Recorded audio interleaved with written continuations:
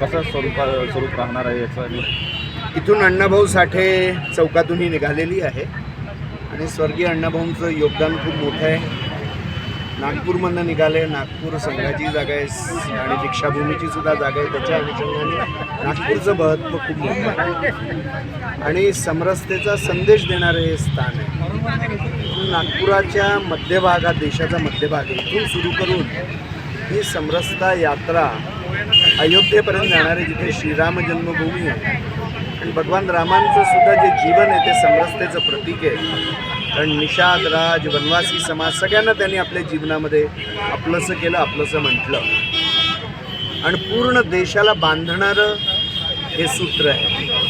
आणि म्हणून बजरंग दलाच्या कार्यकर्त्यांनी इथल्या विदर्भ प्रांताचे हे ठरवलं की हा संदेश घेऊन आपण इथून नागपूरहून अयोध्येपर्यंत गेलं पाहिजे.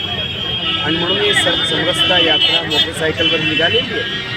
जवळजवळ 900 किलोमीटर पार करून ही यात्रा अयोध्येला 13 तारखेला पोचणार आहे. आज इथून निघालेली आहे आणि मला वाटतं की देशामध्ये समरसतेच्या सकारात्मक विचार हा नेण्याची आज गरज आहे आणि आपल्या समाजात जेवढी आता विषमता उरली असेल ती सुद्धा दूर करण्याची गरज आहे.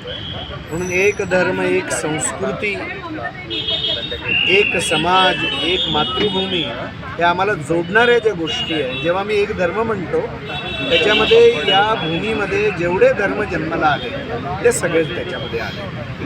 आणि म्हणून जैन, बौद्ध, सिख, सर्व शैव, वैष्णव सगळ्या परंपरा सर्व काही ह्याच्यामध्ये आलं. कारण या सगळ्याच्या सगळ्या या भूमीतच जन्माला आलेल्या आहेत. आणि म्हणून विश्व हिंदू परिषदेची दृष्टी आहे की हे सगळे आपले आहेत. आणि म्हणून या रामजन्मभूमीच्या कार्यक्रमाला सुद्धा 22 तारखेला भारतातून जवळजवळ 150 पंथ संप्रदायाचे साधू संत आले होते. अनेक बौद्ध लामासुद्धा आले होते आणि सगळ्यांच्या डोळ्यामध्ये अश्रू होते की एवढ्या मोठ्या कार्यक्रमामध्ये आपण एकत्र आलेलो आहे.